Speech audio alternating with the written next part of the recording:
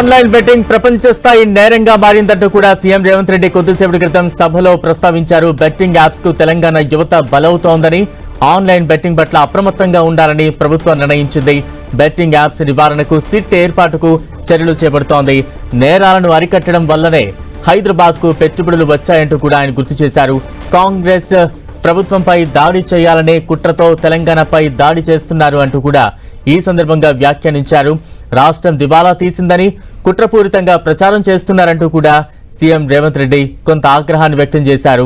అధికారం లేకపోతే క్షణం కూడా ఉండలేమన్న విపరీత పోకడలు ఎందుకు అంటూ కూడా ప్రతిపక్ష పార్టీలను ప్రశ్నించారు.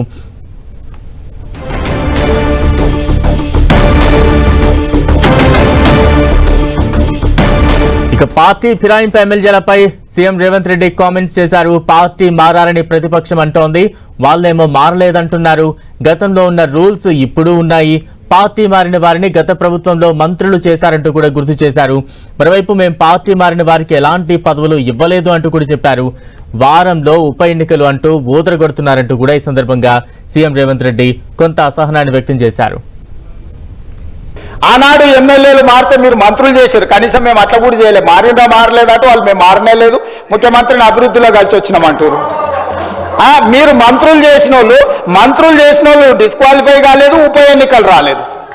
బాజాప్తే గవర్నర్ దగ్గర పోయి మంత్రులే చేసి 5 ఏళ్ళు మంత్రి, 10 ఏళ్ళు, ఒక ఆయన 8.5 ఏళ్ళు, మా అక్క 4.5 ఏళ్ళు మంత్రి చేసింది. ఎన్నడూ ఉప ఎన్నికలు రాలే.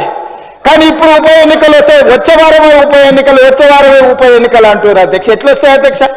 చట్టం మారలే, న్యాయం మారలే, స్పీకర్ ఆఫీసు సేమే ఉంది, పాలకపక్షం ప్రతిపక్షం అట్లనే ఉంది, రాజ్యాంగం అసలే మారలేదు. ఇంకెట్లొస్తాయి అధ్యక్ష ఉప ఎన్నికలు? నాకు అర్థం కాలేదు.